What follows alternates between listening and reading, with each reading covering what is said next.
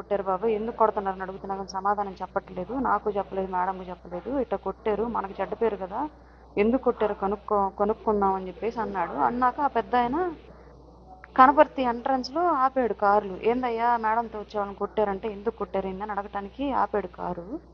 ముందు కారులో ఉన్నోళ్ళు కాదు కొట్టింది, ఆ కారులో ఉన్న వాళ్ళని ఆయనకి తెలియక ఆ కారులో ఉన్న వాళ్ళని అడుగుతుంటే వాళ్ళు మేం కాదు, కొట్టిన వాళ్ళు వేరే, మమ్మల్ని అడుగుతున్నారు ఏంటి అని చెప్పేసి మాట్లాడుతూ ఉన్నారు. మాట్లాడుతూ ఉండగానే వెనక నుంచి వీళ్ళు మళ్ళీ వచ్చేసారు. అందరు కారు దిగి ఎవరైతే అబ్బాయి మీద దాడి చేశారో ఆరిగి శివ, షాలు కొట్టింది ఫస్ట్ అబ్బాయిని.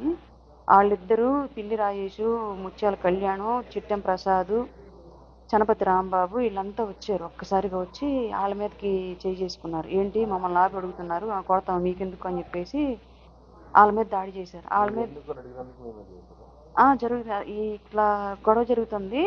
ఇంకా వీళ్ళ మీద చేసేసరికి వాళ్ళు వచ్చి వాళ్ళు తిరగమల్లారు. వీళ్ళు కొట్లాట జరుగుతుంది. కొట్లాట జరుగుతా ఆ పెద్ద ఆయన తలబాగలు కొట్టారు. కర్ర తీసుకొని, జెండా కర్ర, పెద్ద కర్ర తీసుకొని ఎవరైతే ఆపారో పెద్ద ఆయన, ఆ పెద్ద ఆయన తలబాగలు కొట్టారు. నేను ఇంకా అరుస్తా అడ్డం తీస్తూ ఉంటే చనపతి రాంబాబు వచ్చి నన్ను గోడగొట్టుకుని ఆంతులు లాగి నా బ్రెస్ట్ మీద గట్టిగా ఇట్ట గుద్ది, నిన్ను చంపి దింగుతాము, నిన్ను చంపితే సగం గోలపోద్ది, జిల్లాలో నీ వల్లే జరుగుతుంది, జిల్లా రాజకీయం అంతా పైకి పంపిస్తుంది నువ్వే అని ఇంకా కొంచెం లంబూతులు అంతా చండాలంగా తిట్టాడు. అమ్మ అది బూతులు అంతా తిట్టాడు. అందరు విన్నారు, అక్కడ ఉన్న వాళ్ళు మొత్తం విన్నారు.